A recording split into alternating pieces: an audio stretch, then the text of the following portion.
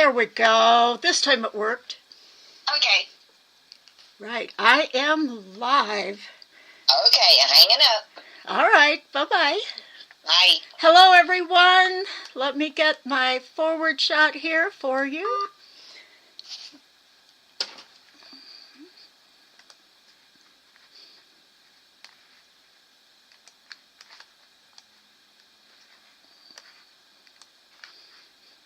I'm not seeing one of my boxes. I only have my down picture, and I don't know if it's floating around for you, but where did my streaming go?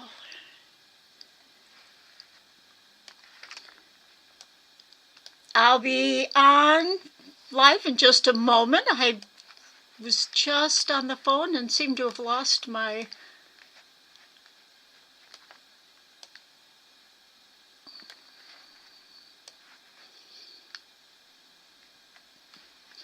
little box that I can do my forward shot and everything.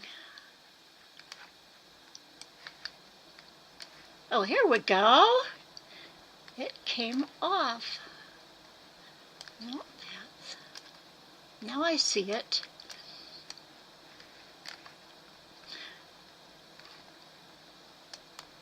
Hi, everybody. I usually have this little box to the left of my screen, and it's actually a pull-off tab that got stuck to the bottom of my window, so I wasn't seeing it. I'm going to move this light out of your way. Hopefully the down shot still, I can move it back for the down shot. Welcome to class. I'm so excited to be here for our 3rd August special online tatting class. I'm Sue Fuller, and I teach the design class. And I want to let you all know that classes are beginning on Tuesday, September 13th. And we don't have a time yet. Tammy, if you're there in the chat, do you have a time yet?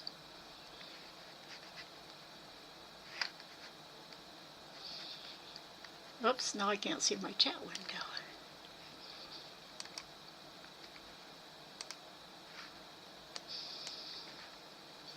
I'm going to say hello. Let's see, who do we have here? Jeremy, Joanne, Karen, Katia V. Let's see. Prina Moldovia, Gail Henderson, Stephanie Schneider, Aurora, hi Aurora, Pam, Tom Swindler. Okay. This is going to be kind of a new old experience. I've been, we've been live before, but I'm just haven't been on for a while, so if there's any glitches, just ignore them and enjoy. Today we're going to be talking about Clunies, and I'm going to show you a couple hand looms, and they are, we'll wind them with the loom and tat them if you want to tat along. I'm going to show you how to set them up. I'm not used to talking, so okay. I'm going to start with the hand loom because that's the basics of it all. And Clunies, when we talk about Clunies, we actually should be calling it Cluny Tatting, because a Cluny is the type of tatting. And when we're doing Cluny Tatting, what we're doing is making leaves, and another name for them is tallies. And they use the word tallies a lot in bobbin lace. There's a lot of kinds of lace that use Clunies, and it's wonderful now that well, I shouldn't say now because it's been around for a long time. In fact, if you've printed out your, I'm going to switch to the down camera.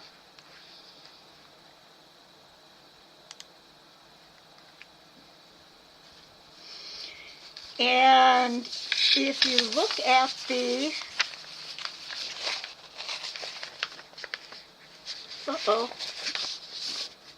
I am missing a sheet, but you have it. But I'm going to just show you the last page 6 of the Clever Cluny document.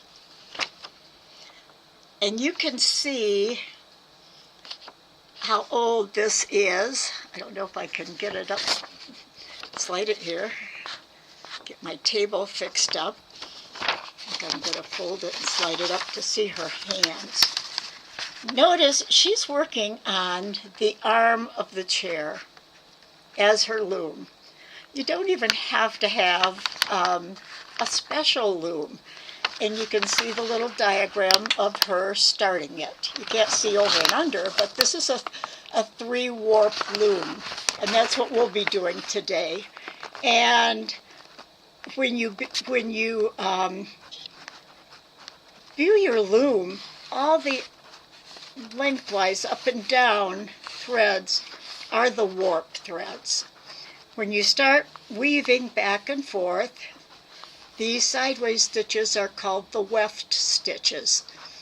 And I always think it's funny because you can weave a weft. So we're going to... A warp is actually, that's an interesting word too, because it actually means foundation or structure or what something's built upon. And that's what the warp threads are. You can't see whether she's going over and under there, but we'll get to that.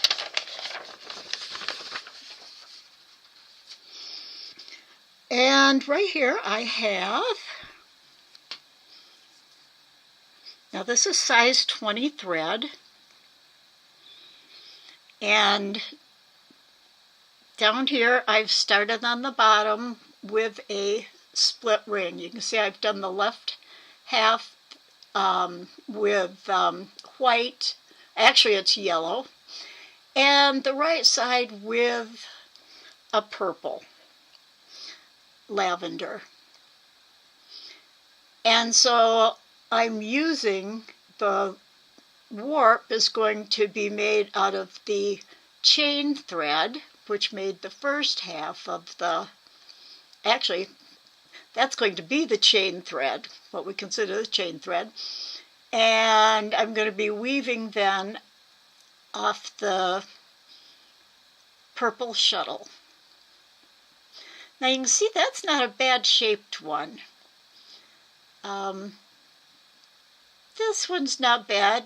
I don't know if you can actually see, it's probably maybe against the dark is easier. I've got some little picky things off to the edges. So it's not quite smooth on the edges, although the funny thing is, let's see if I can hold that steady, right there, and on the other side, there's 2 larger loops on each side, so it kind of balances itself out. This is interesting. See how this one and this one are coming out right straight above each other? This one, can you see how this one is offset to the right? I'm going to tell you about why that has happened. It happens with one particular loom. So this is what we're going to be making. Now I'm going to be demonstrating with a size 10, and let's talk about the other things we'll need.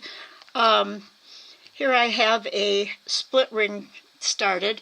How many of you, I think most of you here, aren't you, I don't know if anybody here is beginners. Hi, Theresa Oren and Fred. Because if you're new and haven't done a split ring, I can start at that point. Or if everyone knows how to do that to get a split ring. And the reason I'm using a split ring is because I want two colors. So you can really see what's working. Otherwise, I just have a knotted thread here. I can do the split ring. See, I don't see anybody answering yet that they don't know how to do a split ring. Oops, you can see my hand, can't you, when I'm moving my mouse. Okay, and before I start actually showing you, I want to mention too, remember to like us so that YouTube likes us and you get counted. I'm a beginner, but I'm interested. Okay. And also click on the bell in the top right so that you can be notified. Okay, I will start then with a split ring, Karen, because they go quite fast. I'm going to use my blue here for the ring. You're going to start out a split ring just like a regular ring, but notice I have the other thread tied down there because we'll be using that thread. So I'm going to wrap it around. Oh, you will notice that I hold my thread like a lot of crocheters do. My pinch is my thumb and my middle finger rather than my pointer or index finger. And I have black marker on I was using the black marker today. You're going to go around and make the ring. So here we go. Now this first half of the ring is just like a regular ring. So you're going to be, let me get my shuttle fixed here. You know, it's just your under, over, and through the loop. And flip the thread. So I've got one. I'm going to make 8. And my shuttle is loose and it's coming. Okay. Sometimes the bigger the ring is that you have, the easier it is to hold on to. And that's why we're making the ring, because we want something to hold on to go into our Cluny. You notice my fingertips down, so I tend to lose my thread off the end of it. That's, as Tammy would say, Arthur lives with me. She lives with he lives with Tammy too. I think he's a he. But he has crooked fingers and big knuckles, and because of my big bump right here, if I have my thread down any farther, it just slides right off the dip in there he goes, right off slants right off. And that's another reason I like using a Cluny loom, is because of trying to hold that loom. Okay, let me quick get the rest, and then I'll show you what's different for the split ring. Oops, I just dropped my shuttle now.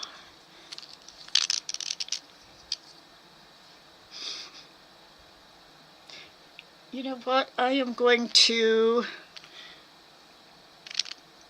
see how loose this is.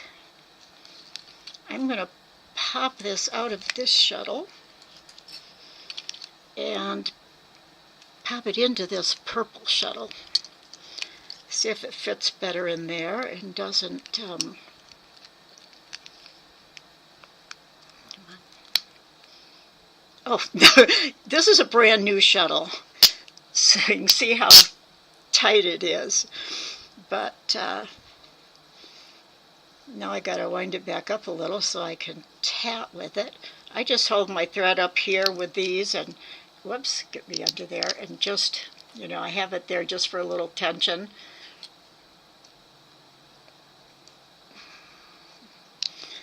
And then I just wind like this. It should be.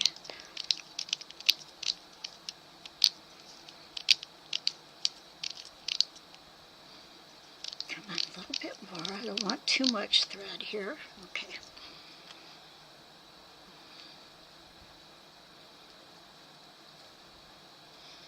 Now I'm back. Okay. What have I got on here? 1, 2, 3, 4, 5. I'm going to do 6, 7, 8. Okay.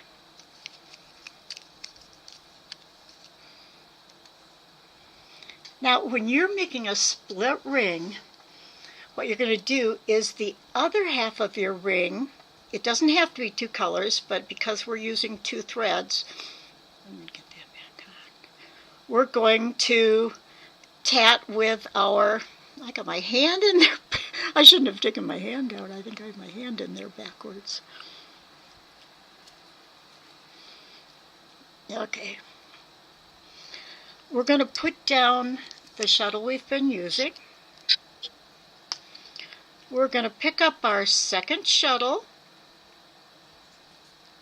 And what I do, a lot of people will, they hold it and you got your fingers up like a dead spider or something. Some people take it off their hand and turn it around. But I like to just move it around, and usually to have space for to tat. This is a little bit small here. I'm going to open my ring up a little bit more. Give me a little better space to tat with. I just put it on my thumb. And now I'm going to tat right there with the second color. And you can see my ring started a bit away from my thing. I think I'm pulling and stretching it. The one thing you have to know about tatting on the second side of the ring is that you're not going to flip your stitches. You're going to just wrap them on without the flip. The other thing is, to make a match, we have to start with the second leg first. So instead of going under and over like we usually do a double stitch, we're just going to go over and under, through the loop, and see how I'm just going to slide it over. There's no, get out of there, you little tail. It's because I didn't have it tightened up that the tail wants to flip up, which is not good. I'm going to have a gap. I'm going to put it back on my thumb. And then for the second half, we do the under, over, and back through the loop. Again, not flipping it, just sliding it back. And just continue like that. Over, through the loop, and back. Under, and through the loop, and back. So you just want to make 8 of those. Over first, then under. Over first, then under. See, I've almost got them made already.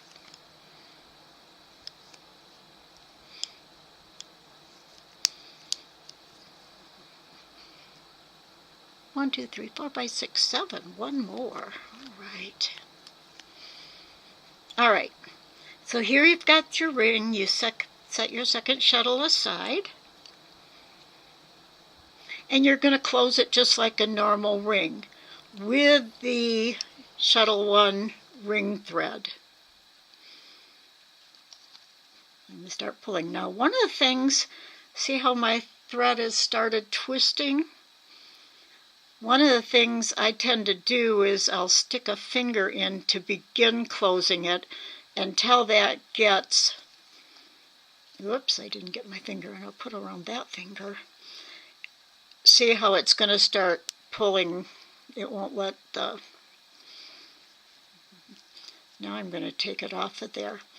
And now to finish, notice this thread is really twisting up right there. See that little knot right there? And what I'm going to do is bring my two ends of the shuttle together. Now, when it's really twisty like this, and this is something you might use, I didn't show you the tools we're going to be using. This is my crochet hook. I'm going to stick that in there. I'm going to kind of, the other thing you can do is, if even with the tip of your shuttle, if you get it pulled out, if you put your finger over the top lightly and then pull, you can't hold too tight, you got to let it still pull. But sometimes it'll keep that. This is really twisty this time. And what I'll do sometimes then is run my shuttle back and forth in it, or my hook, kind of.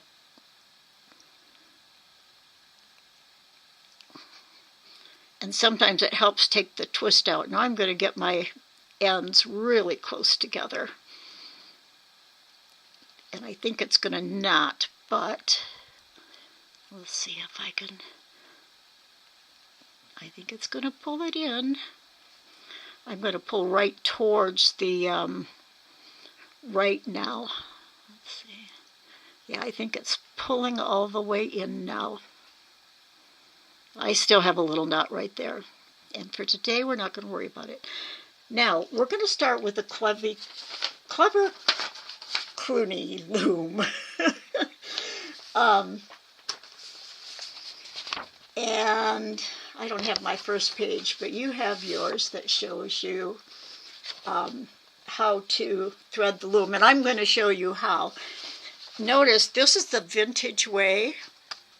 You've got a page that shows that, how you hold it. And now I'm going to show you. On this one, even though I'm a tatter, I do use my index finger to hold this.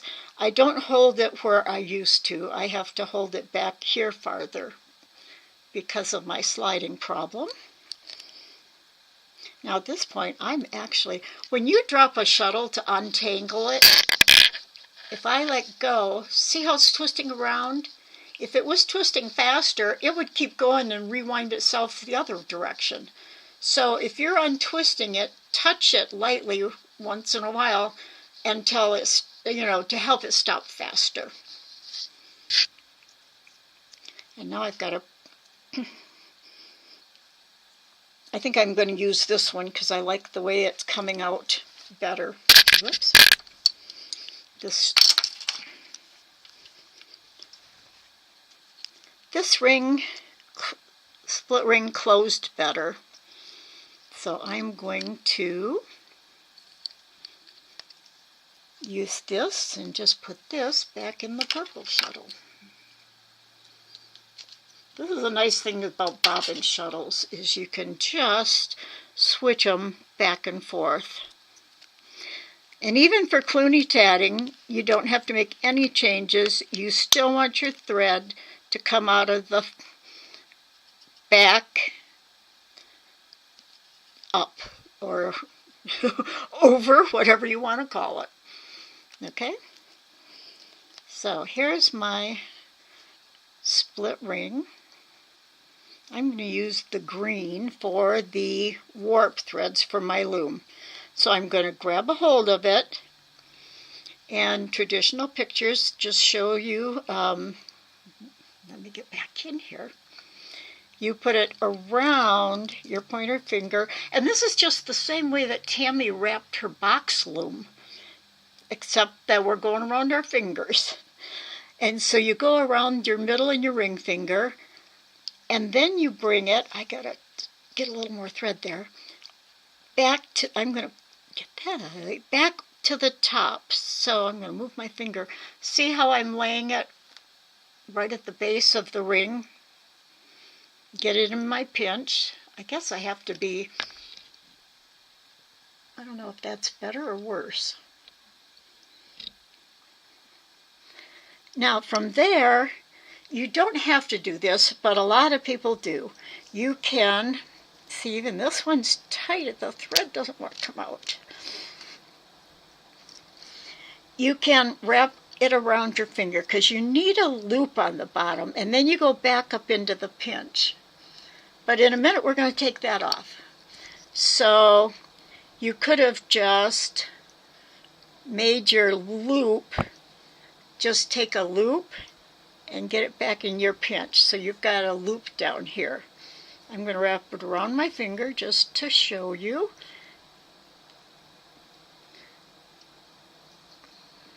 Now you might have to, get it loosened up. And already my fingers don't want to, oops, what have I got? My shuttle over there. My fingers, you can see, are having trouble staying up. What happens is, you can see it in this finger, it goes to a certain point and then it snaps down. And once it gets up there, they tend to lock. So around there, back up here. Now, we've got our left and our right warp. We're going to now, see my fingers keep wanting to bend. I used to always do Clunies on my fingers, but I just can't anymore. And I'll show you why I don't want to let out too much thread either here, because we're going back through here. Now, most older instructions will have you just wrapping for tension a few times around your pinky finger. Now I noticed Tammy wraps around this finger to start with and then this finger. I know sometimes when I'm even just regular tatting chains, I will go around these two fingers kind of in a figure eight. You'll see I can't bend my finger down, it's stuck. But I saw, and I think I gave you the link for, it's the Cariad tatting link. And this is what it is, and she shows you step by step how to do a Cluny. Well, when you get down to here, where you're making that center loom up in between your fingers, she does not wrap it around either finger. This is still her loop that we needed. What she does, and I'll show you right here, and I love it doing it this way. It does help me hold the Cluny. So instead of wrapping it, now I'm going to wind my shuttle back up again, because she winds it tight. And the one thing you do have to have is you have to have your loom snug. It has to be tight. I'm going to wrap this up. You wrap it up right close to where it's coming out between your fingers. No, I don't have it quite enough. But this is a really, it's not even winding right actually. Okay, if you've got it wound up, you can place it right against your fingers back there. I see what happened is this. I think my bobbin is overfilled. There it goes. This is a day for these kinds of things, I guess. And I hope I'm rid of them before the classes start on the 13th. All right.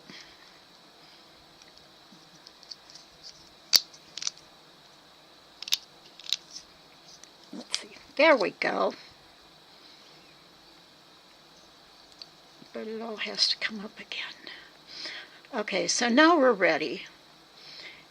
And you can see that my thread's crossed right there.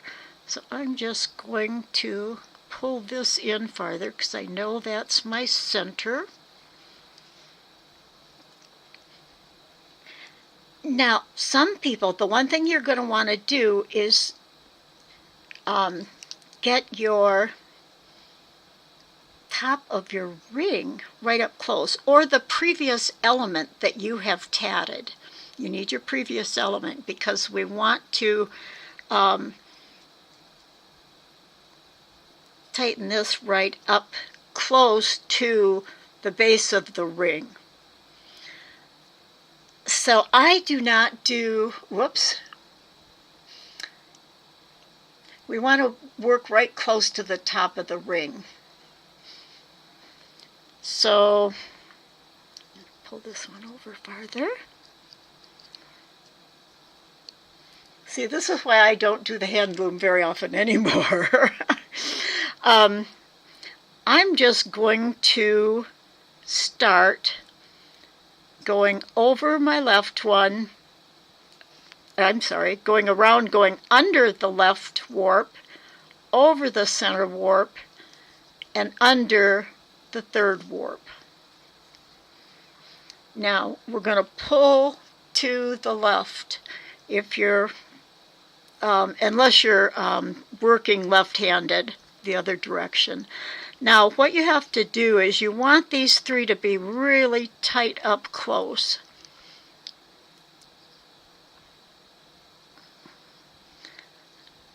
But what I want to show you, one thing is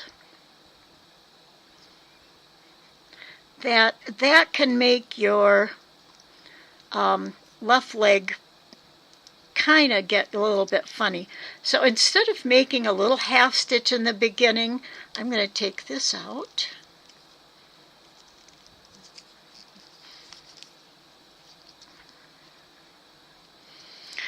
I want to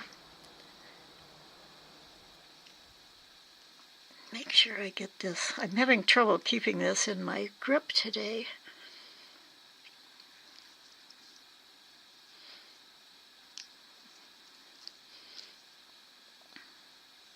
I want to come up between the middle leg and this leg. When you wind a handheld loom, it does that automatically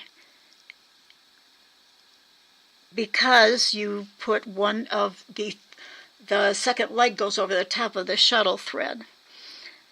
Now, this will help pull these together. So I'm going to do over again. Now, this is one of the things with a hook shuttle. You've got this little ridge here, and you can like get it caught. So you want to go under. I think what's happening is my loom is falling. Boy, Tammy might have been better at doing this than me today. Under, over, under, and slide it through. And pull it in. Now you can see it's pulling the left and the middle one over closer to this first one. When we do that's, I forgot to tell you, that is called one pass. And in order to, we have to make a second half of this pass to get a full weave, and I've lost the word again. So now watch what this does. See how, well, I don't like the way that light's glaring. Let's see if that's better. Is that better? I think so. Okay. Now see how big this shuttle hook is? We want these to be as close together as possible. These threads aren't even showing up good. And this hook is going to, when you push down, it's going to spread those legs apart. It's going to keep them farther apart. So you either want a real small crochet hook, and make sure you have your hook up so you don't get that hooked in there, to push these down and pull these tight together. And the one thing now we don't want, I should switch to my other color thread maybe, but we'll go over this again when we're using the handheld loom, is we don't want this part showing. This first loop needs to be right down close to it.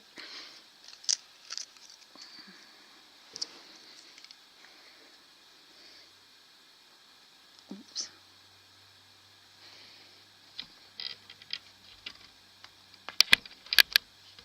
I'm trying to get these to, oh, I think right there you can see better. I guess my threads were too light. When we're doing this and pulling now to the right, that's really pulling those close together. So now we're just going to keep going. Under, over, under.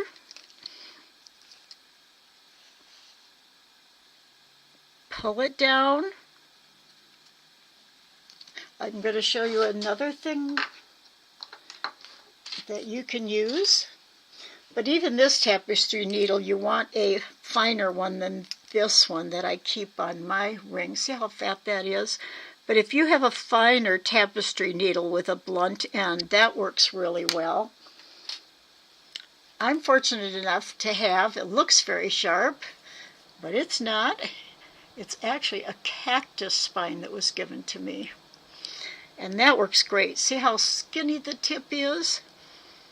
And that I can really keep these threads close together and keep them down. I'm just not even getting my tension good with this hand. But see how nice this is, the shuttle staying back there and holding the tension. Another thing I have been using today, but you would want to blunt down, this is just a corsage pin. You would want to blunt down the tip, but I've been using it this week, so. And that works to really. So the most important thing now is how close together you've got them at the base. And notice when I come back on the pass, I'm not turning my shuttle around. I'm keeping the back and using that. And the back, this path, anyway, when you go back through, it's easy because you're going over this one, just under the center one and over, and that's very easy to do.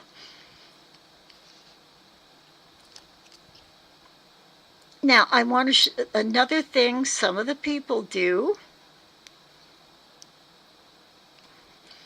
is they will go under this one.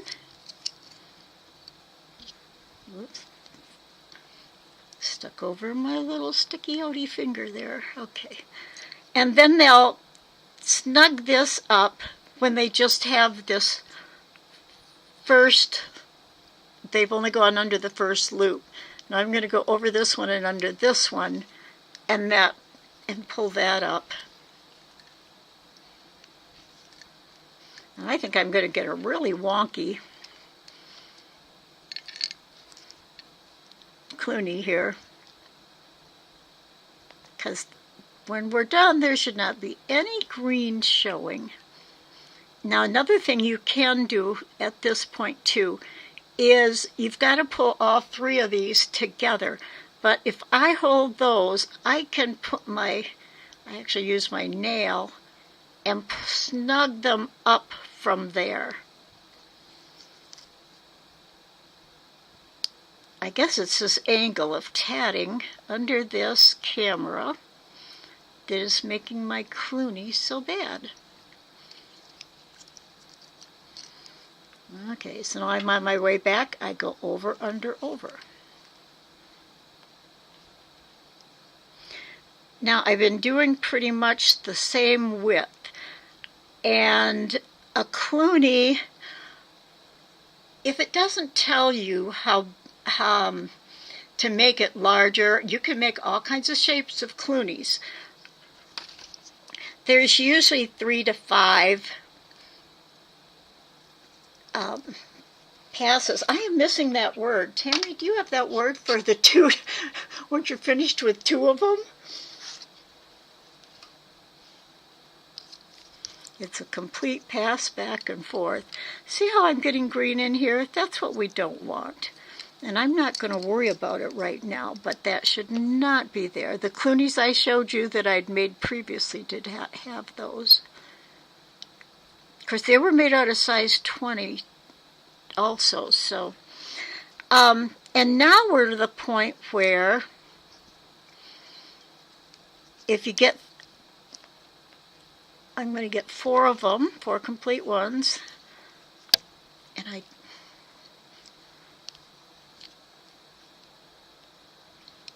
something is,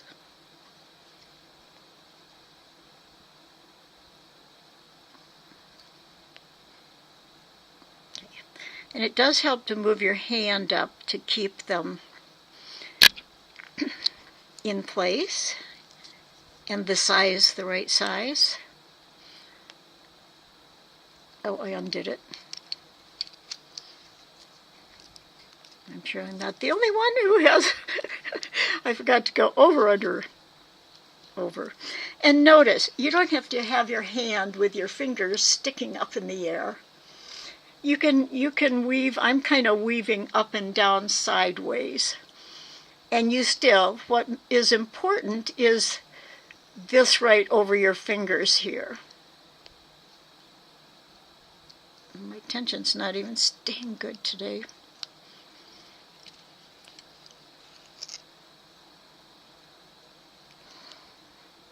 And I think part of it is my fingers are just, what a lot of people find is their hand cramps right in here. Mine doesn't. But what happens with me is because this knuckle on top has gotten so big, it takes up some of my space back there. And I can't really keep them open any wider. Now what I'm going to start doing, the other thing I think I don't care for is the size 10 thread. Now at this point, we're going to start making it wider. And so then you are going to have, you don't want to pull as tight.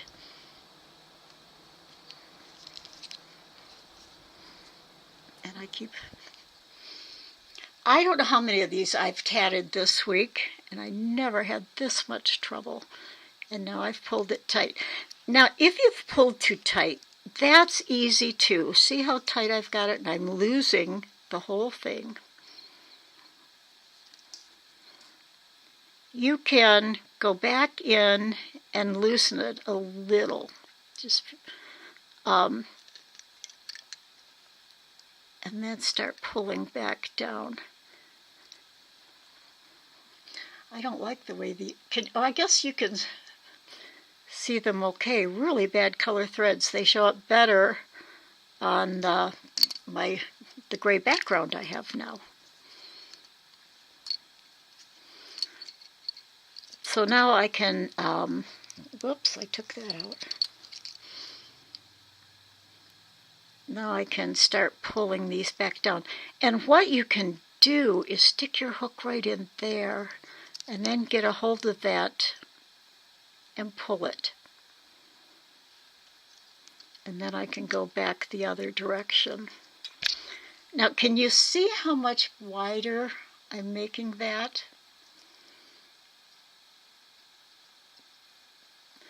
It's not a whole big difference. And now when I pull this second one down, I pull them down. You'll see in a minute how much wider it's getting. Now, this is where some wonky Clunies can come in. Let me see. Oh, maybe that's, okay, can you see there? You see this big loop right there on the side? That is too big. And so I am going to see if I can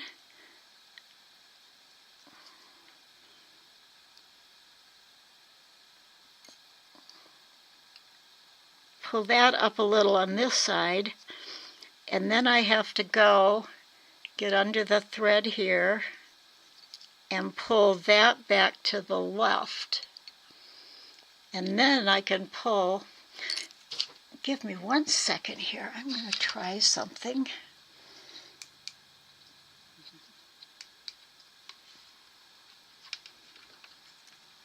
Is that any better, the colors? That's better. Oh, that's better. My light has a couple different kind of colors, brightnesses to it, and this blue tone is working better. There, now you can see them. And now see that one right here that was so big is not sticking out big anymore.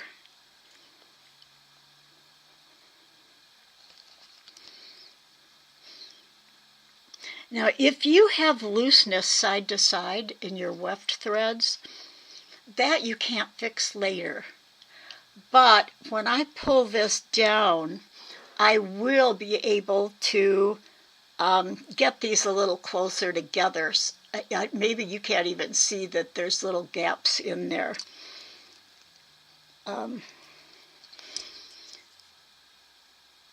And so now I want to do about 4 of these this width.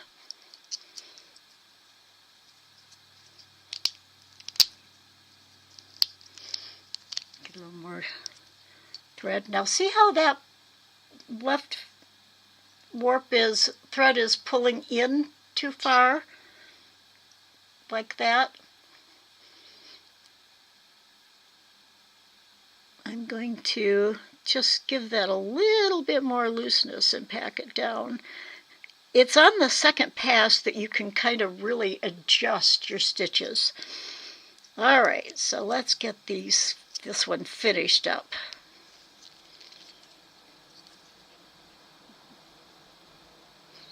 And notice, because I'm holding this tight down here and it's stretching tight over my fingers, that helps me I can keep watch of my size. I can move my thumb up, but I can keep watch of my size without having to put my thumb over the top of these stitches. I can see how big and small I'm going. Now see, watch this when I pull it. I'm pulling it just enough so it's right up against this thread, but not so much that it's going to pull the 3 together any farther and make it narrower. One of the things, if you've ever seen, I'm going to recommend a couple pages. I think I actually put them down at the bottom of the email from Moose Can's site. She has just explored and explored Clunies and made them all different sizes. So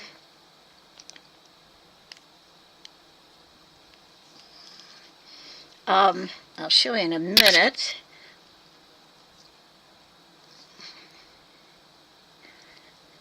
Okay, I'm still keeping them the same size.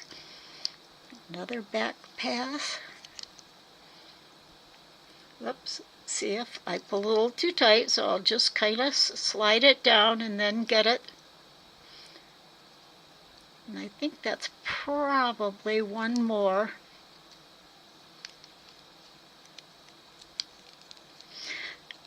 People say don't, oops, I should be going in like this.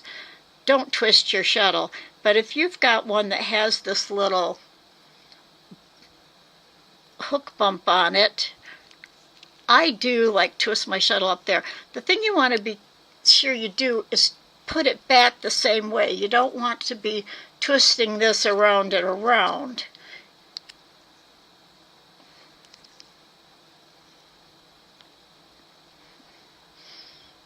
After all this, I think my Cluny's coming out looking decent.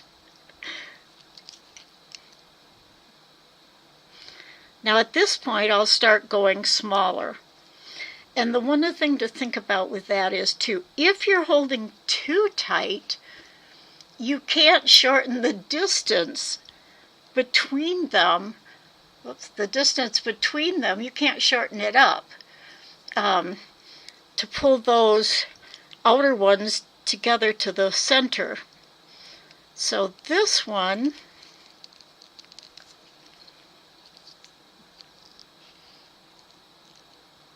I am going to pull it just a little.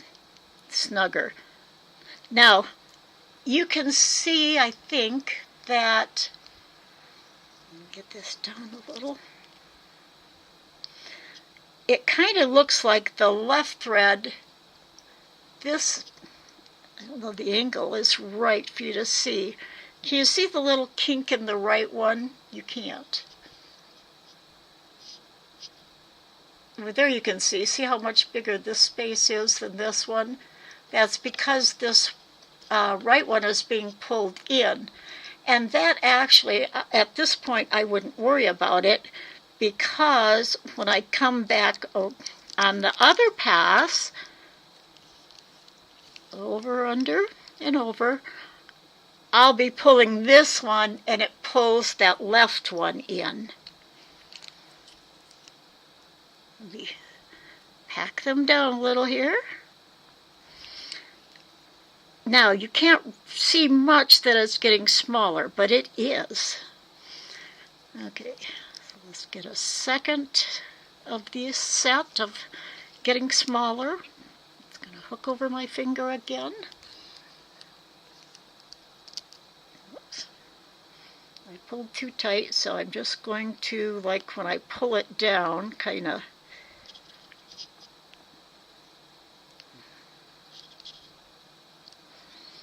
I'll come back.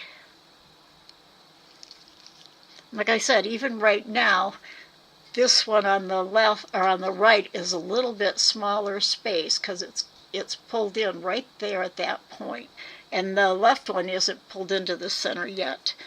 But doing this second half, can you see now? See how that pulled that in? So we're getting smaller now. I think I can still use this hook.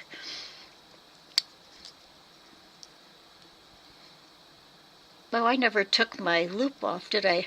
You know, you don't have to take the loop off, and I could even bend my finger over that loop. See how I've still got my loop? We can do that because we didn't wrap our tension around one of these fingers. Instead, we're holding the tension with the shuttle behind. Now it's getting smaller.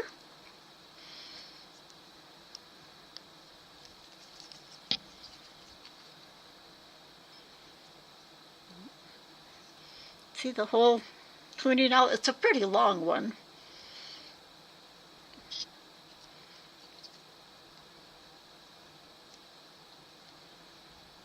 Oops.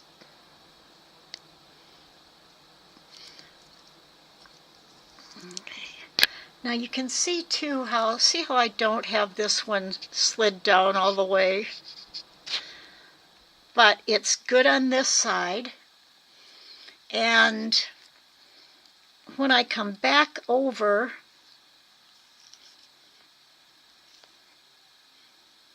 to make that second one, then, because I'm getting smaller, I'm going to go switch to my smaller piece without a hook. Now another thing, see how there is a green space right there? At this point too, you can grab these three, and you got to have these, whoops, I'm going to grab them the other way, grab them this way. Now see that green space right there? I can actually, let me see if I can hold my hands right to do this. I'm going to take my fingers right out. Pull it. See how much that tightened up now? I don't have any gaps.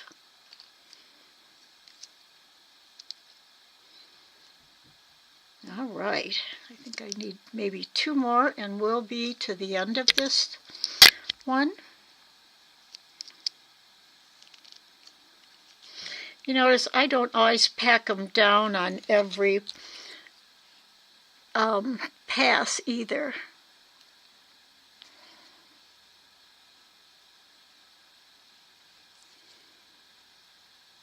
Okay, we're getting smaller yet.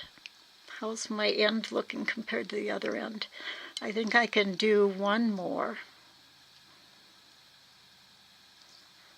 See, if you're really I'm pulling my fingers, pushing them out, then I can really push this down. And now I really want to pull this one in, because this last one I want to finish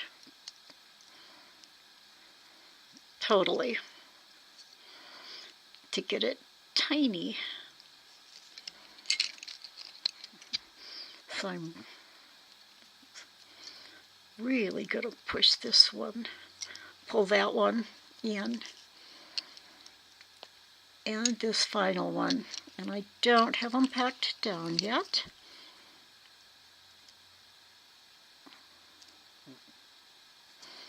But I think when I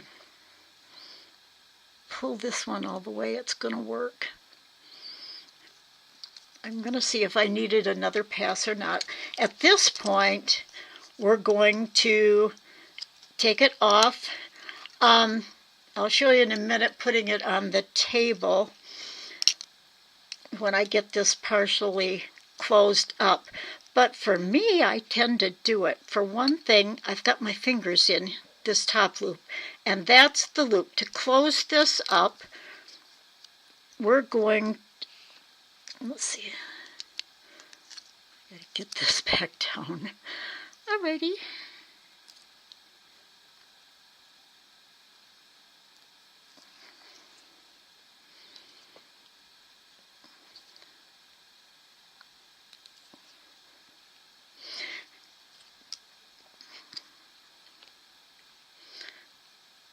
I'm going to get my loops off my fingers because that's going to be easier. And I am going to lay it on the table since I'm working under here. Now notice how this is twisted up. What I want you to see, this is a nice thing about working with two colors. It's like, oh, this is the, did I start this way? Well, see, that's the back side of my tally.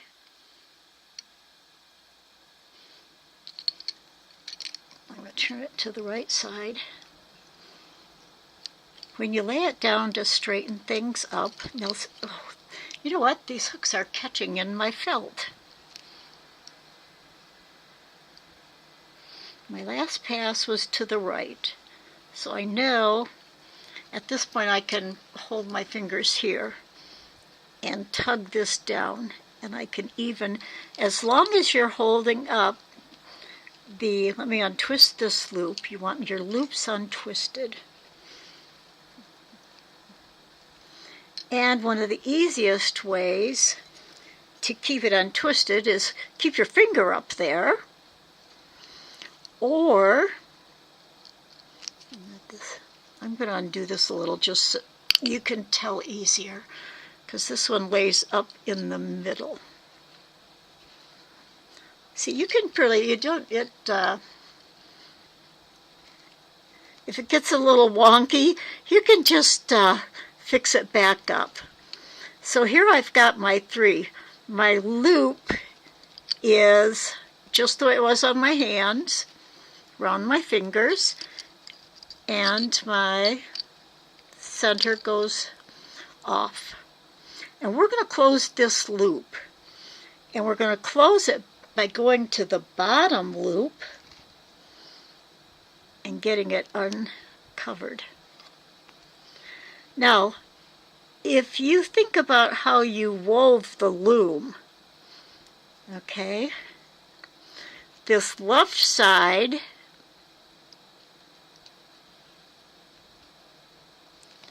is going to pull the middle. This right side up here, this right side down here. I'm stuck in the fuzz again. Now, if I just pick this up, now that I got it, pull these together, pull this down like this, and pull this tight, I'm going to have a pretty tight end. So put it down again. So just work slowly so you don't get things mixed up. Okay, untwisted. Now I could hold my fingers down over it, like this. That'll help to keep this loop from twisting. And you're going to pull on this right side here. Pull on the right side of the loop. And that's going to start pulling the right side of this loop down. See how it's disappearing? Another thing you can do is to put a heavy crochet hook or something. Just lay it in there. I'm still hooked in that fuzz. And then as you pull, that will usually keep your loop from twisting. Keep pulling that right one. All right, now I'm going to take it out, and I'm actually going to pick it up. I want to show you. Boy, I got fuzz catching all over the place. Notice how the middle thread is coming out of the back of the loop. And your shuttle thread is on the top here. And so what your loop's going to do is close up right between the shuttle thread and the warp thread, your chain thread, ball thread. This can be on a ball rather than a second shuttle too. And then you would have to wrap your pinky finger to hold it. So as I close this up, it's twisting. I'm going to put my finger on it until it gets down. And one of the things at this point, see where the loop is twisting right there? I'm going to try and just kind of do that again. I'm going to get it under my fingers. As I pull, it's disappearing under there. Now, when I get down to this point, I can still pull my tip a little closer. You can see this loop across the top. I want that to be as small and close as possible. So I keep pulling, keep pulling. Am I pulling the wrong thread? I'm not pulling the right one.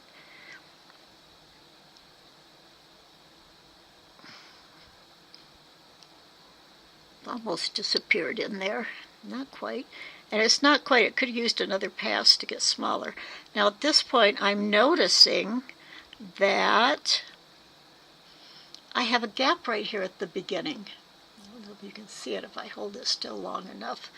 I'm not quite down. There's a little bit of my green showing there. So at this point I am going to see if I can work that out. I think I can.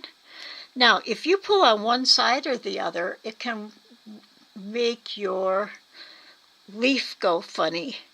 So I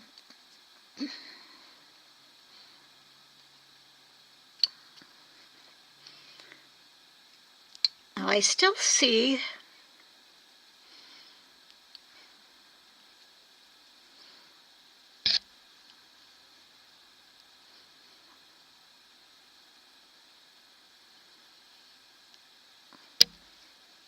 that it's not close there. This is something you can do too, is I'm going to get underneath. I can still see my loop there. Now, let me get to the...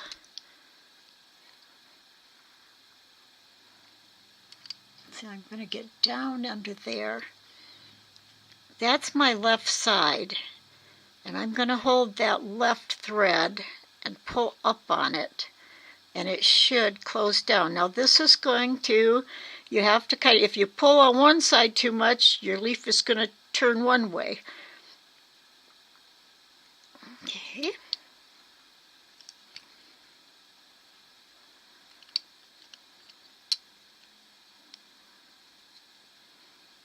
Did I get it flipped over? No, I didn't.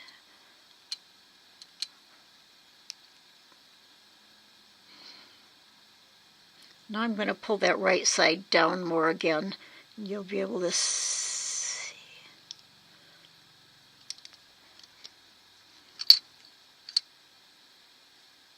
Yep, I got it snugged up at the base. So now I'm going to, let's see if I can get that. Now we're going to pull out this bottom loop.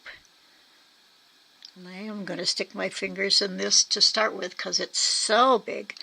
We're just going to pull up on the center thread. And see, it's twisting down here, but with my fingers in it, it'll help keep it from getting too bad.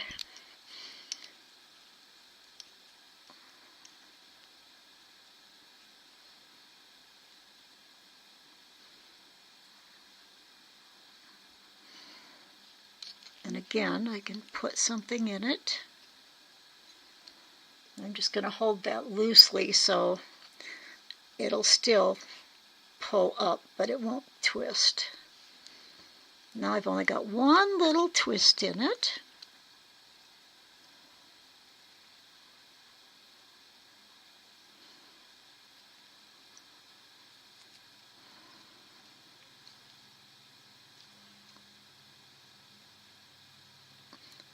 At this point, it probably would be better if I did have it down here,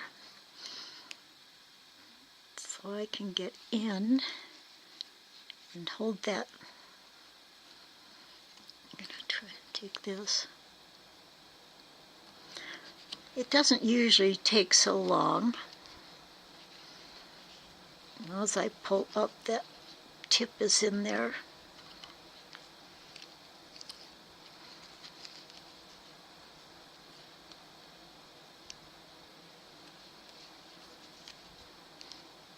Whoop, it just disappeared inside right down there. Except now the top of mine doesn't look good. And that's not good. That's not the way it's supposed to be. But we all have ones that come out like that sometimes.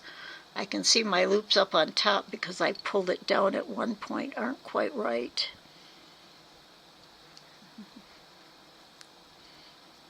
Anyway, all right, that's not quite perfect. So we're going to use the other color threads and go to the Cluny loom.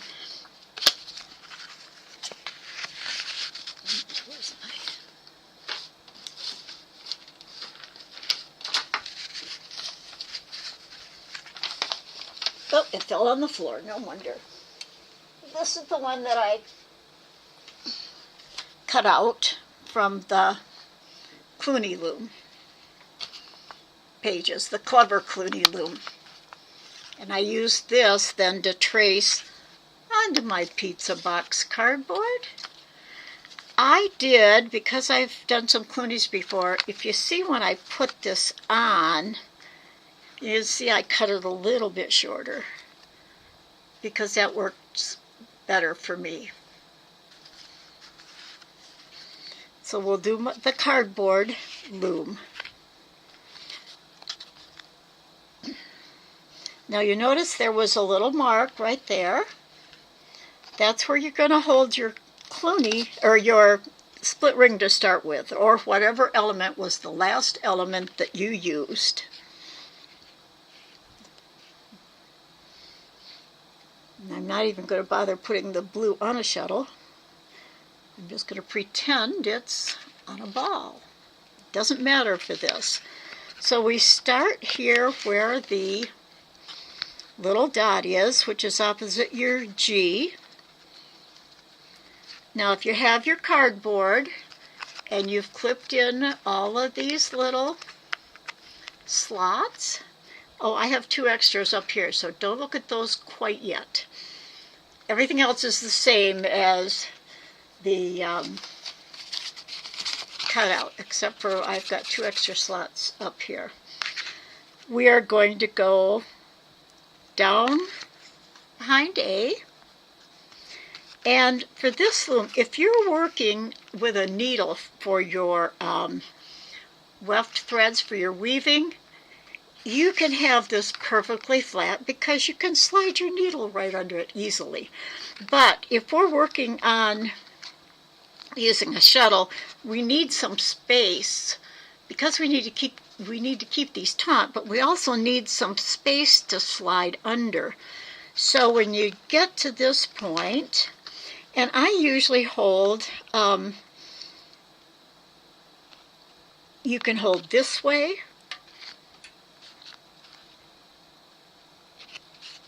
I tend to hold and put my finger under here to help curve it up. And then we're going, you don't have to continue to hold on. If you get it in the place you want it, and I see mine's down, there we go. You can just grab a hold up here. And when you come around to B from back to front, and go down to C, so we've got A behind, B to the front, C. Here's where you can really, get it a little. You can do it a little, you can do it more. And then over here, through D, I'm going to let go of it again. Whoops. C and D. Okay. We're going to be actually tatting our Cluny starting up here. And that's where the base of our ring is going to be.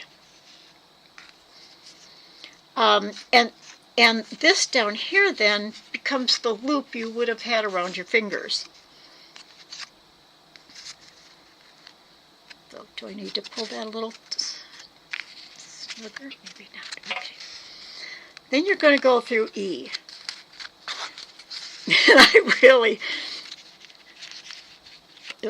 remember you always, to loosen it, pull that one, and then pull it up at C, and then pull it at A. Back there so you can get it back down.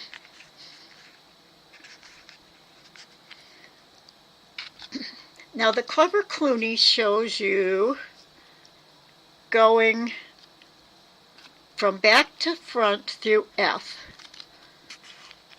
Or F could actually be, if you were doing a 4-thread loom, F could be for the next loom piece. You can go up to multiple warp threads. And she goes down at G. Now, I don't know about anyone else, but to me, when I'm going to go to weave, this is in my way. So what I do is I have made 2 slots, one right there and one below it. And I take my thread over, I put it down through that slot, back up through there, and back to the back. That holds it, and I don't have that thread in my way.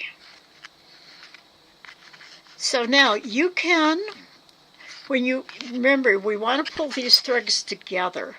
So your ring is actually going to, it's not going to stay over here, it's going to be over here so that it can meet right in the center. And at this point, you can start your tatting. Now, you know what I didn't do? And I'm going to show you what I missed. A lot of you probably know what I missed. When we went from G down to C, we were supposed to have our shuttle thread, and you can even actually use G to stick it in, because your shuttle thread is supposed to go over the top of your, or your warp thread is supposed to go over the top of your shuttle thread. And then when you go back up through D, whoops,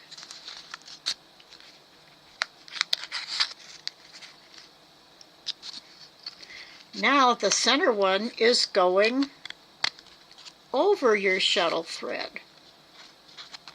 Oops. You know what? I didn't do that, did I? This is supposed to go under your shuttle thread. So I'm going to put my shuttle thread up here. And I am going to put this over the top of my shuttle thread. That makes more sense. So then when I go to D, that is going over the top. So what you've got to start with is, let's see if I can pull that over there. You've got your shuttle thread under this one.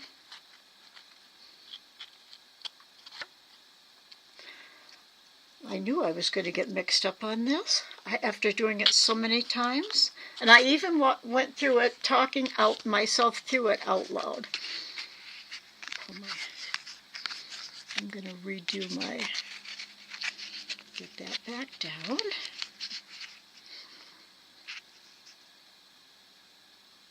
This is, I know.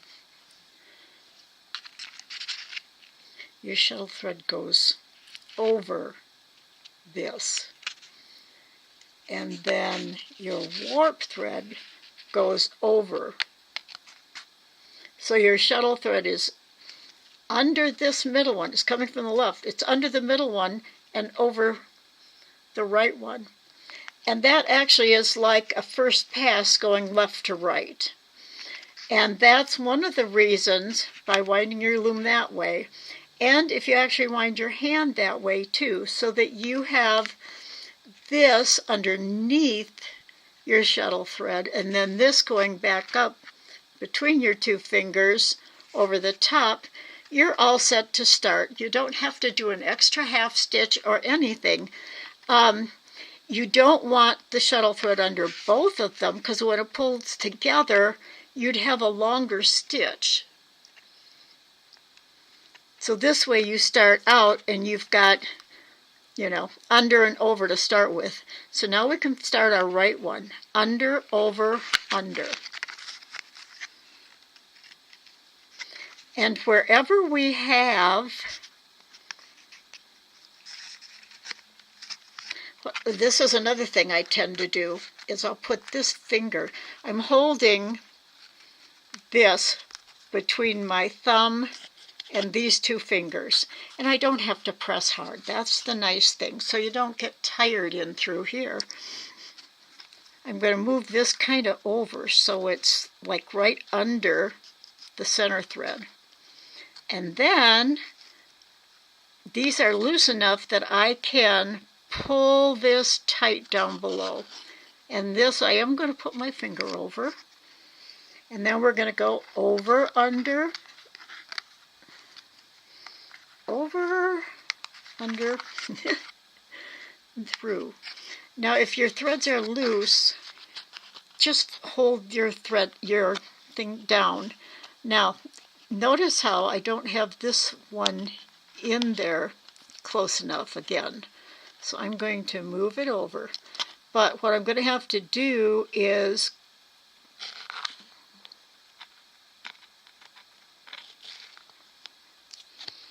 go and pull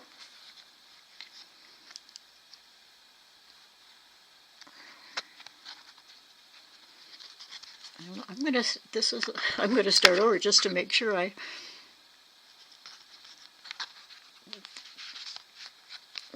all right, there's my 3 threads. Okay.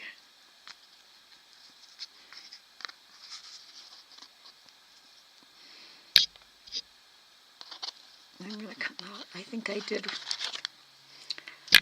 Well, Tammy, I'm used to sticking my finger in there, so I'm going to do that. So before we started, if I hold it like this, I can do a lot better.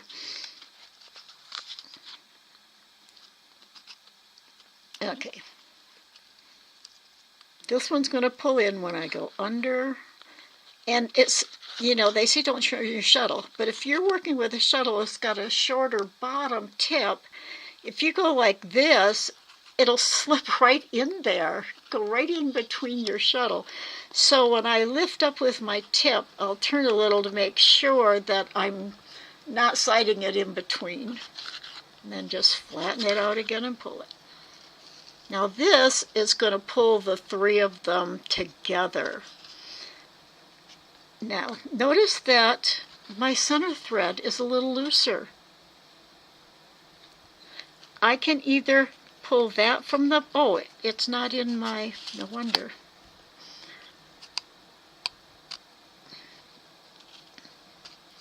Let me get in here. Sometimes let's see, I'm going to go under, over, under. I'm going to do it twice, over and under here. The other thing I'm used to doing, rather than holding it down on the card, I'm going to, at this point, I know I want these three together. So I'll pull this over and then pull that. And pull. You can pull down on your threads to tauten them back up again, just so it's really snug.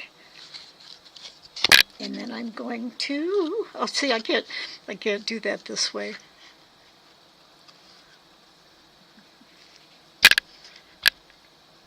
And I'll show you why in just a moment. Let me untwist my threads. Lots of glitches today, just like my last couple classes. Okay, there's the top of the bottom of my split ring, the top of my split ring. This is where I use tweezers, because I can grab this side thread, pull it down there, hold it tight, and put my thumb over the top of it to hold it snug together. And now do my second pass, which is over, under, over. And it's just like, so basically all you're doing is going under the center thread. And again, you have to be careful so that, so that this bottom lip doesn't catch there.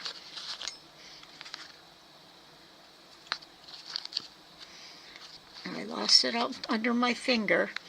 And so here, let me see. I feel like I'm fumbling today. I know I am. And I've done that before in classes, but hopefully I'll be better. See how I'm pulling that over now? I'll get my thumb on it. And now when I pull back, I can pull as tight as possible too. And that'll give me a nice tight. Okay, so let's get our second full pass in. This is one of the reasons I don't like the star loom, is because those points stick out, and I'm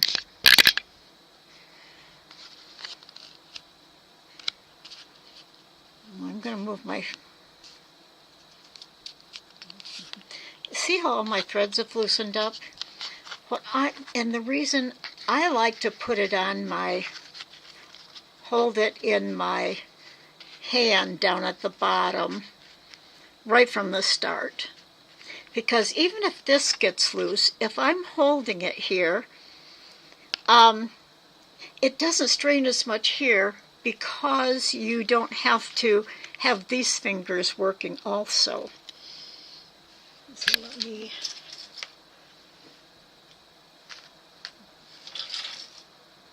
oops, all I can find is this guy right now. See the top here? At this point I can still do that. And the thing is, if you've got your finger over everything, can't really see the top. But now if I go and do this,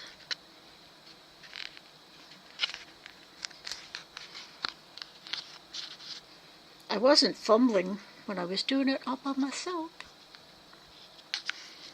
Oh, I haven't been watching. Sue has to. See, Pam, your patience is amazing. No doubt, not right off the top of my head. Typical mistake, Sue. We all have done it before. All right, I haven't been reading this. I've just been letting Tammy read it. Was there anything that I missed as far as questions? And I haven't been stopping for questions. Or haven't there been any? Hello, Sue. We'll be on in just a minute. I guess not. All right. This too, if you want to snug up your loom at this point,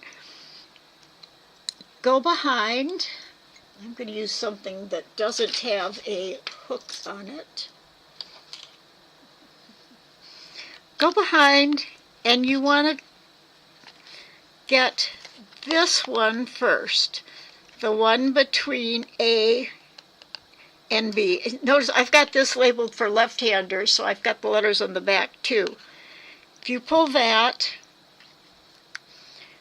that's going to pull your left thread.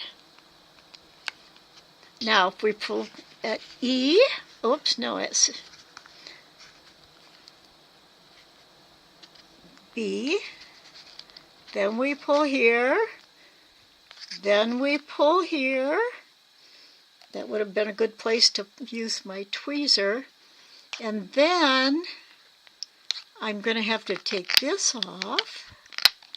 So this is how you can get your loom fixed up snugger again. I think I'm going to... Okay. These slots, sometimes they're hard to get in and out of. And I still have that too loose. And you know what, I'm just going to make it even and pull it behind. At this point, I'm back to starting and holding it again. All right.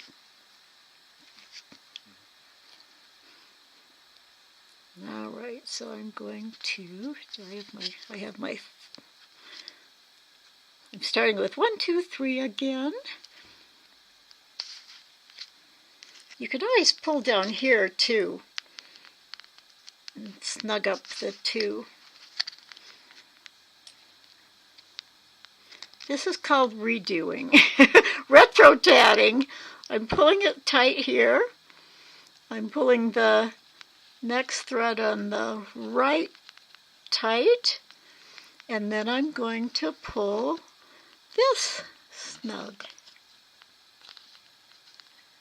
And I haven't pushed anything down yet. That's where I'm having the problem. I needed to push that down, and then pull it snug. Is that all the way down? Not yet. All right.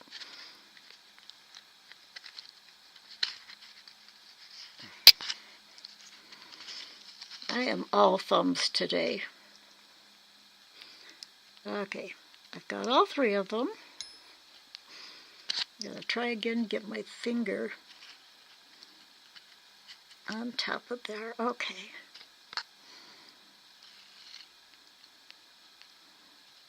And just use that to pack it down.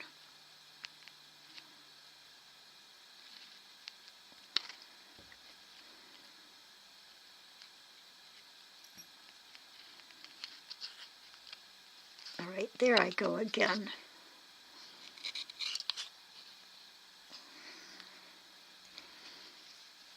And I'm just going to use this to easily pull this down. See, it pops back up.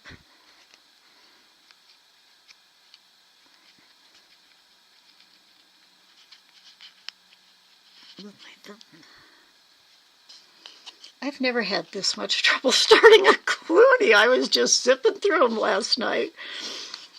And the only thing I can think that's making a difference is, this is another way I can hold it, is that this size 10 thread isn't sliding and moving as easily as the size 20 did. So now, and sometimes in order to get these straight, you just need to pull over to the side a little.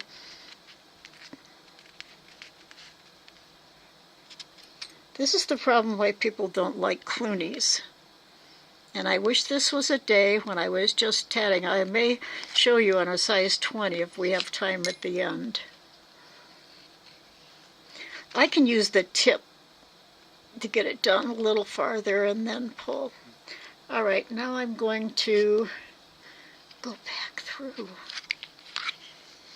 You know, I sat last night, I made this one just this morning, and those 3 purple ones I showed you, I was just zipping up one on top of another, and they were working fine.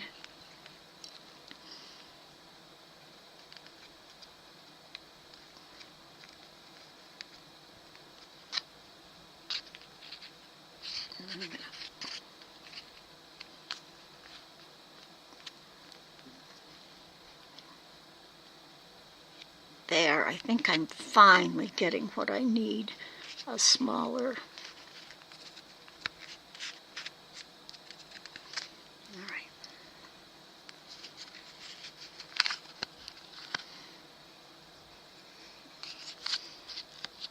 Under, over, under.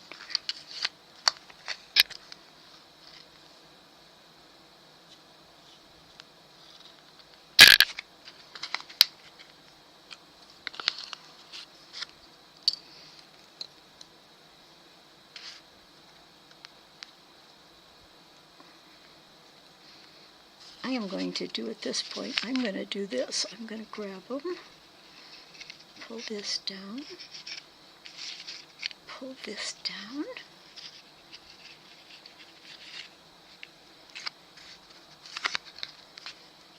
Do it on my hand again.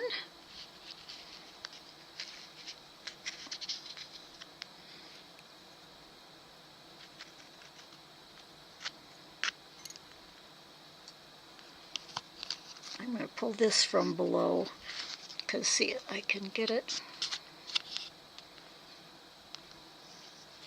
Because I picked it up with my shuttle thread. down under there. Now my shuttle thread's back on top.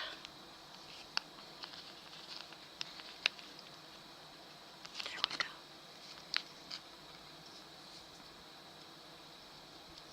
I'm pulling from behind.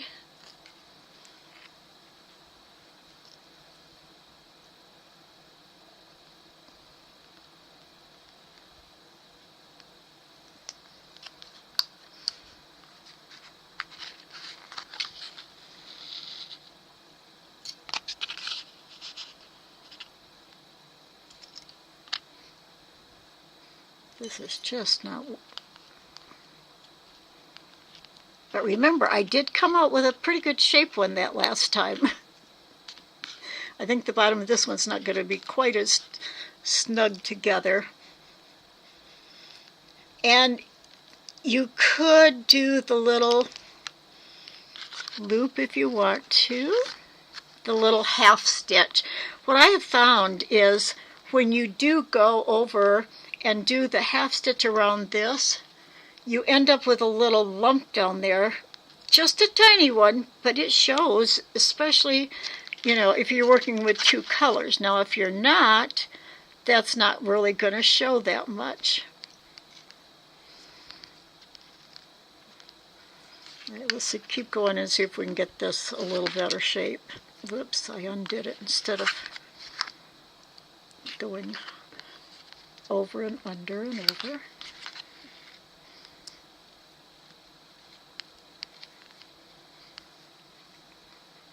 Part of the problem is that it's harder to, when you're pulling to the left,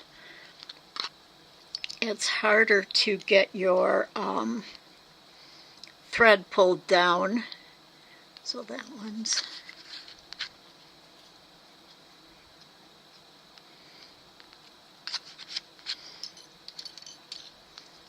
Sometimes I just say, okay, I'll get to the next one, and then I'll work them out. As you've noticed, you know, you can keep kind of playing with them a little. It's not like if you mess them up, you can't straighten them out. At some points, not all the points. Now I'm going to slide them all down.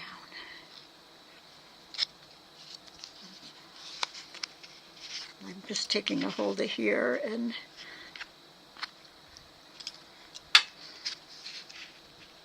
see what I'm doing. Can you see what I've done already there? I'm going to slide this one down and pull this one down. All right. I'm going to come back.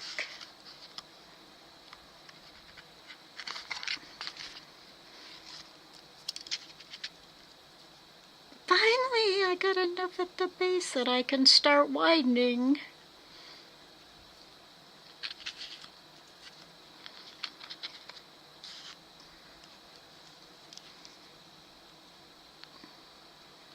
What I'm going to do is get this one down,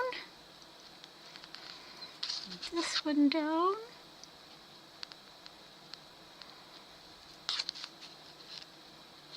And there we are. Okay.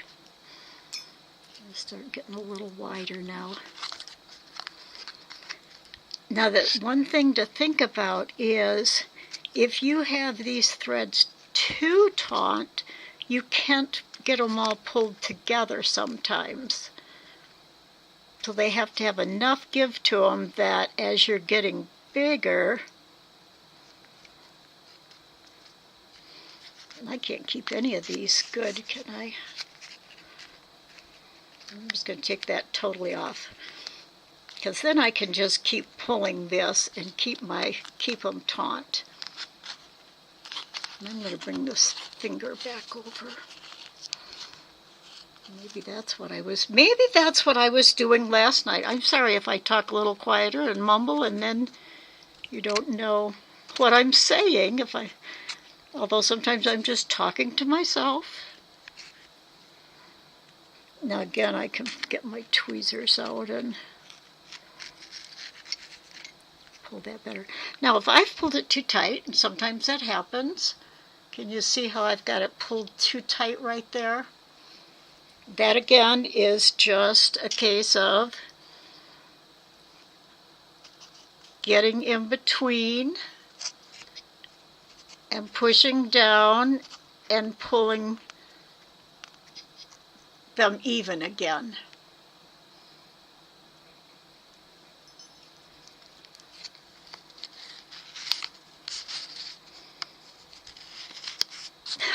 I got it. See how I've got it?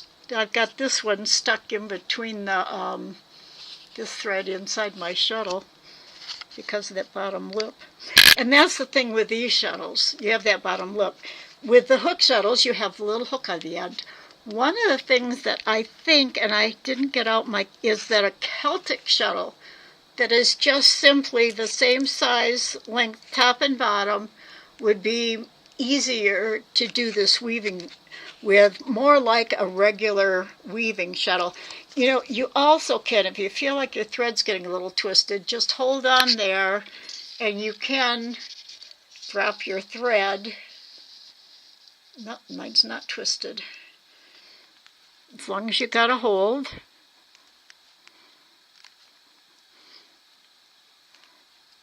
And I think I am getting bigger here. Whoops.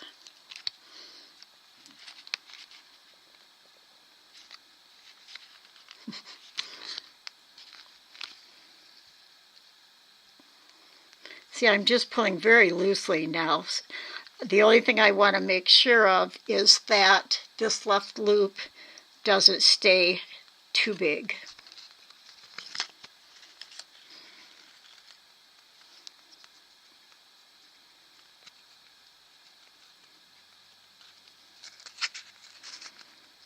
I can lift my hands off even if I've got a hold of these 2 threads below, the loop threads. And as you're getting bigger, that's why then you can use something a little bit wider to get between those. So I'm barely pulling across at all. And I'm only watching to make sure that these outside loops, sometimes you'll get this outside loop a little on either side, a little too loose. I don't know how many passes I have there, not enough. But you can see how tension is really shaping the shape of your leaves. Even really odd-shaped ones can work great. Muskin does a lot of good stuff with that. And I gave you the link to her page where she's showing, and it's for you to just kind of read through and try some of the shapes that she's made, because as a designer, that's what can make patterns unique.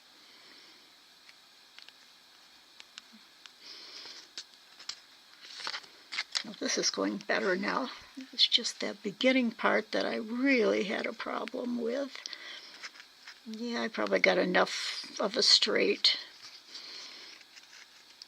part. So, and when I get back to the other side, on my next pass, I'm going to start getting small again. And holding it this way is nice because you can see your previous width.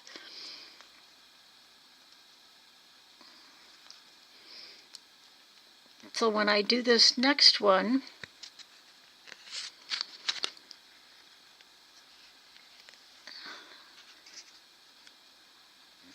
pull it down, I'm just going to pull a little more. Can you see? It's not much. It's just a small amount.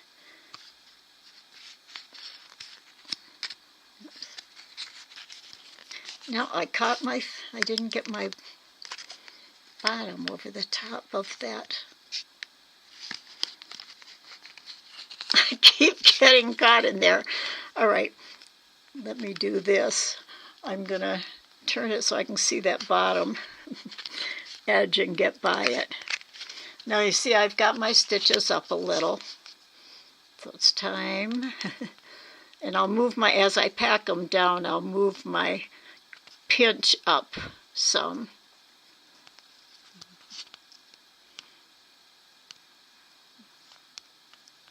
Now I think I'm not smaller there because I let this side over here, pulling this way, get a little bit too big.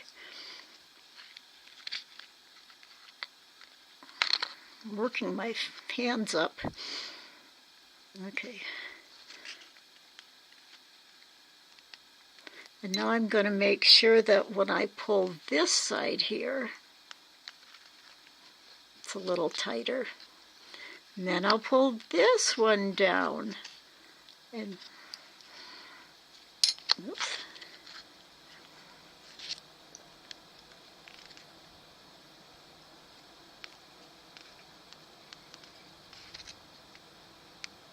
Come on, go down there. You can see how it is getting smaller. And this next pass, I'll get it snug down really good. So you can, yeah, I've got to work on getting that. I'm going to use my thinner little push down tool here.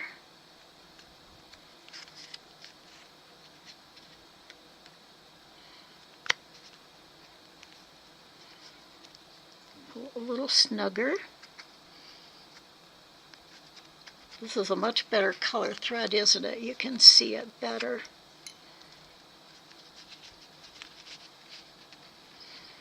Get my hands on top of that.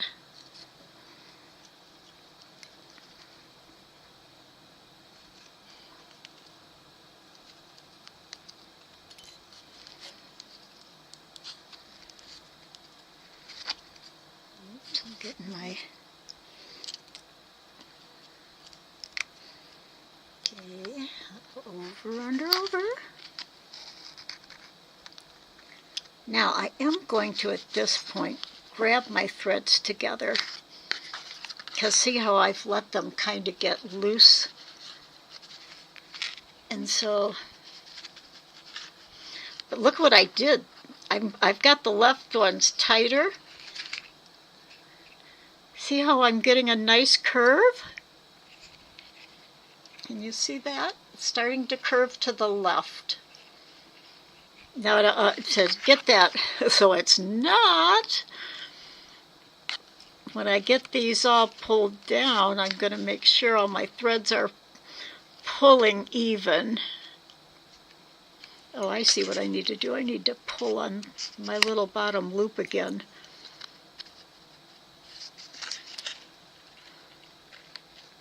There we go. I'm tightening up my loom. I think probably this next one, I made a point, and I'll show you that in a second here. I'm going to just do one more pass, I think, and one more full pass to the left. Now maybe, because I'm having problems today, I should be... let me get that. I'm taking out the pass so I can start on the right-hand side. Maybe what I should be doing at this point, because I'm having problems this afternoon, is just go under the first one and pull it down snug, and then go over and under the left one. And I think that's helping out. I don't know why, I think it could be that I've not worked in this quite at this angle under a camera.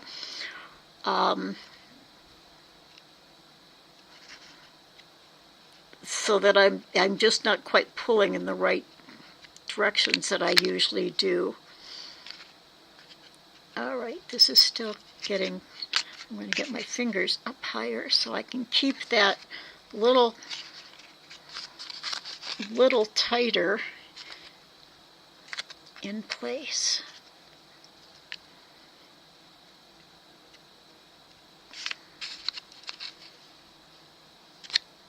Now see, I'm even setting my shuttle down on the table at this point. Some days are just like that. I'm losing my... Oh, I know, I didn't have my finger up there. See, that helps me push back against the loom to keep these taut. Whoops, and I got that between my fingers. That's what I... All right. Move my fingers up one more pass. And now I've got to get these closer together, which means if I pull tight, see, I can't get them closer together. And I see that I've got, can you see how there's kind of, this side is almost going straighter, and this has got a kink out and in it. There you can see it better. There's a kink out. And that is because of the way I pulled my tension, and I can probably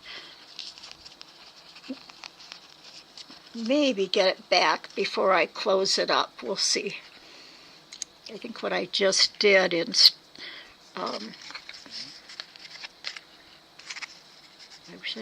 this is the nice thing about keeping it in here, is it doesn't get twisted.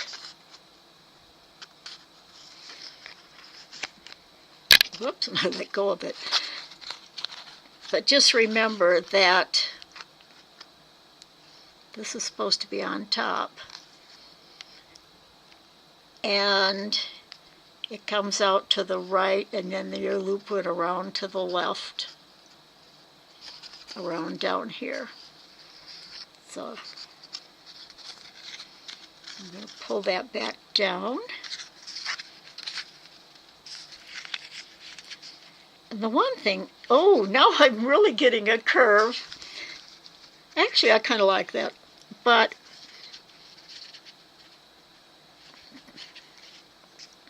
I need to finish this.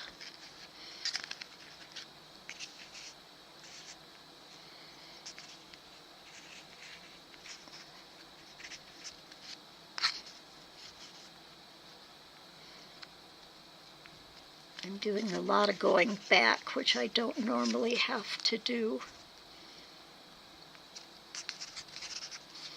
Okay, I'm going to call that the end. I'm going to just pull it down. I'm going to take it off the loom now. Now, you know, at this point, you could even get down that and start working back out again and back in and out. I'm really wondering if making I've been thinking if I make a skinny one, keep it all tighter together, and then go in and out and in and out, if it'd work in place of some coronation cord. It just might do that.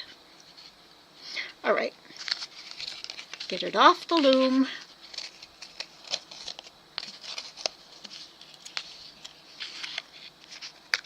And again, get your loop here untwisted.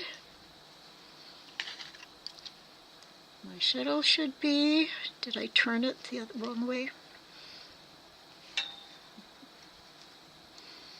Okay, there's my loop, top loop, there's my center, and this actually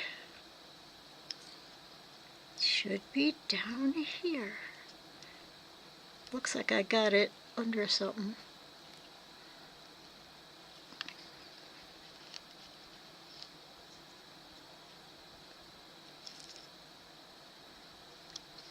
Looks like it's coming out at the left. Unless I got no, I don't have it turned around. This is nice when you're practicing too, because if you've done a split ring of two colors, like your up and down warp threads will be the same color as the left side of your split ring. So I can see here that when I've got them that way, it looks like I am missing, and I'm going to just sit down and do this right on here.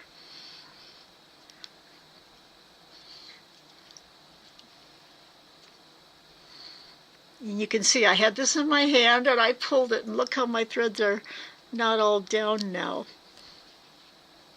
So I've got my left, my right, and my middle pulled up tight. I'm going to get these down. I think what I have to do, oh, now it's coming out on the left. Okay, I'm coming out on the left, and I should have been ending on the right. So I lost a pass, or I didn't, or I forgot to do it. So what I'm going to do is I can do just like before. I go over the left one, under the center one, and over the right one. Now if I hold these tight here, we're doing a lot of troubleshooting today, which I suppose is good. What time is it getting to be? Oh my gosh, our time is going to be up. I'll just show you a couple quick things then.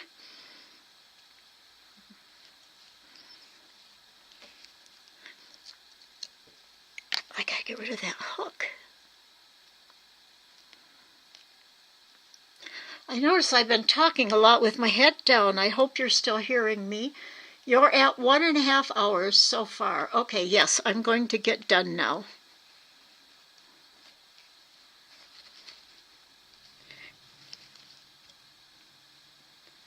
Okay. Again, just to close it up, pull your right side.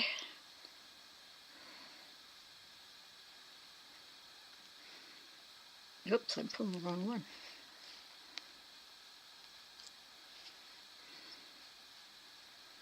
It's twisting.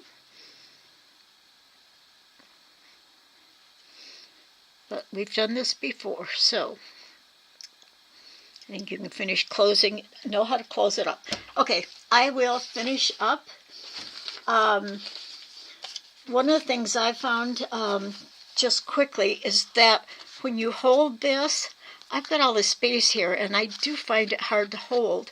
What I have found, I've also been working on making myself a tab loom, but what I'm doing is, look at the different shape. I am making them so that I can put it more in here. Now that means that the angles are going to be a little different. I think this is the last one I started making for myself. Yeah, there it is. My thumb will go there. This will be like this, and I'll have the tabs. Now a Lassus Cluny loom has the tabs. Now, I'm sorry, that's an old name, Lassus. Handy Hands. Handy Hands has one. And what I have found is that instead of going up, behind, down, around, and up through the center, they go up,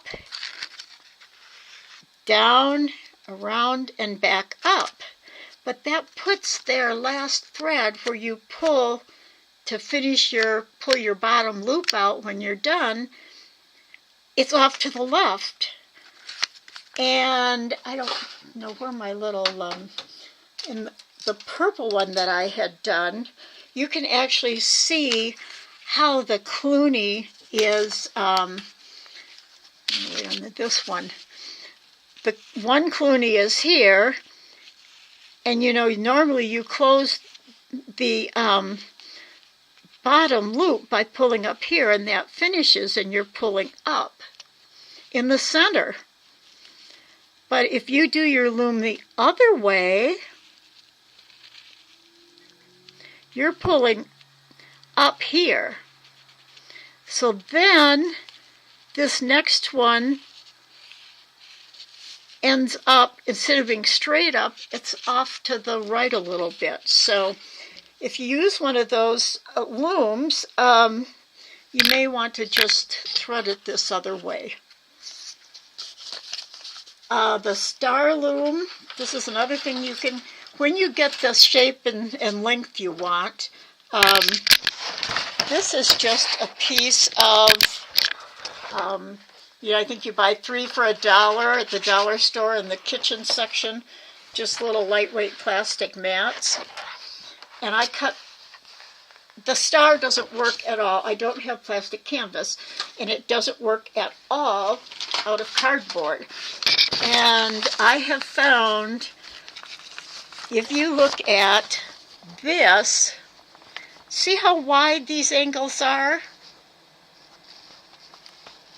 This drawing, they're not. They're real skinny across here and here. This is not. This shows you a diagram of how you put the numbers on. It is not the same, exact same shape as that. And I found that when I tried a cardboard one that way, now this one, I think you can see, I widened it. I made it bigger. So instead of my angle down there, I've got the angle up there. I made it a shallower angle, so it's wider here. But this one I found, I'll just do a quick wind here. You're supposed to put your previous Cluny behind one, and if you just pull up, you've got to do your next one close to the next one if you're doing them in a row. And if you've got it coming up out of here so that your warp thread's coming out of here, and you're pulling this right up to there, you've got a gap that the plastic is forming, and you can't tell how close you're getting. So to me, the only way on a loom like this is you'd have to put it on top and do it like the other looms. And this one is difficult because you go around this slot, and then you go, let's see, how did that work? 5, 3, 4, and then 5, 6, and then back here, and you come up through 7, and you go back behind the tip, and then this comes over across here and goes back in these a couple times to knot it. And I just found it very, if you've got this coming out over here and these over here, there's no way you can pull these sideways to meet the top of this.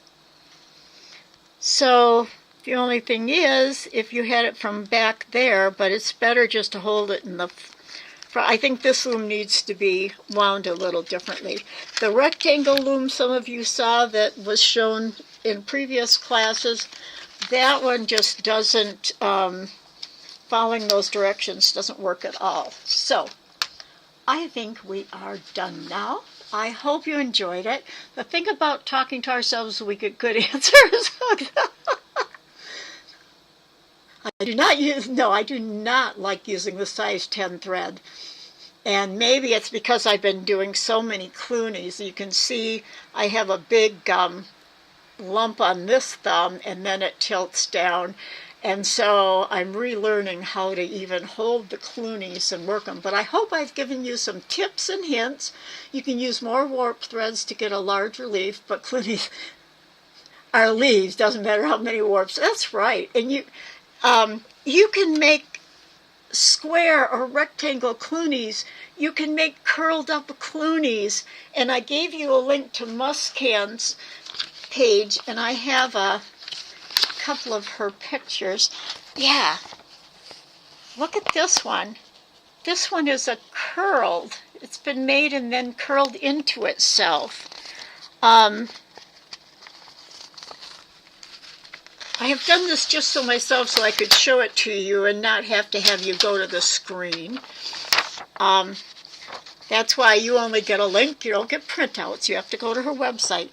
But look at the square one she's made and different shape ones. And here she's put beads in between. So if you can practice on that handheld, and this one, she actually shows you how to do more threads. That one's got 1, 2, 3, that's a 4 thread. So there is so much you can do in designing. And so for homework, there was a page of, where'd it go? The Little Birdies. I know you have a link to it. I guess I don't have a printout right in front of me. The little, not birdies, butterflies that moose. I used to call her muscan. It's moosecan. And on the Jennifer Williams, the Cariad tatting, she has given you a cute little motif to work. So work on those, read through the shape one, and we're done. Yes, she's a scientist of tatting. And I know she and, when I started the design class back in 2010, and she and I think Nanetta joined first, and then Moosecan a little later. But everything we talked about, they would go back and just experiment. That's what designing is. It's like an adventure. It's exploring, it's experimenting, it's trying new things, and that's a way you can make your designs original too. So it's just that in the instructions written, you would have to explain how to, get the shape. And I didn't show you that you could also draw the shape you want. This is my last thing. Draw the shape you want. hold it behind here, or like this if you're holding, and you can, work it to the shape that you've got on. You can sticky it down there or hold it. So I'm all done. Hope you enjoyed it. I love doing this. I look forward to seeing you in classes and on the let's see, 13, 14, the 15th is a design class. And I don't know, Tammy's looking at like late afternoon and all.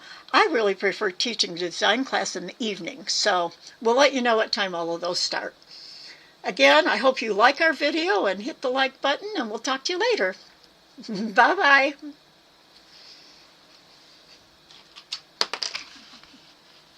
Whoops. I always get my mouse in the way when I'm trying to close the session.